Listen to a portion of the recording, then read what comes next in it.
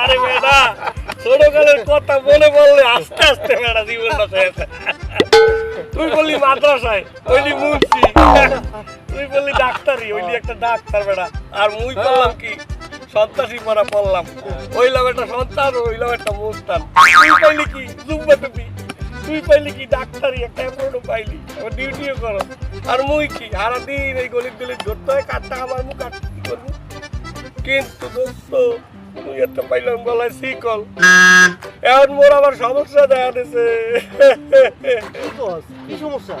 আরে বেটা, কি সমস্যা? আরে বেটা কইস না, এইটা নিয়ে কিচ্ছু মনতে হয় না, এই একটু আগের ঘটনা মনতে হয় না, এই এখন কি কইছে আবার একটু ভুলে যাই, মনতে হয় না। কি কস? এই সমস্যা তোর কবে থেকে? আর কইস না রে, যে সেদিন তোর টাকা নিলাম, এই টাকা দেওয়ার পর থেকেই এই সমস্যা দেখা দিচ্ছে। কি কস বেটা? আজকে তো তোর টাকা দেওয়ার ডেট। আমি তো আর কাজ কাম ভালো, তুই এলাম টাকা নিতে, এখন তুই কস তোর এই সমস্যা। টাকা দে। কি টাকা দেবো, কি সব বলতেছেন এখানে? আমি বসে রয়েছি, আপনি আপনার তুই তো করে করতেছেন। আপনি কে? হ্যাঁ আপনি কি?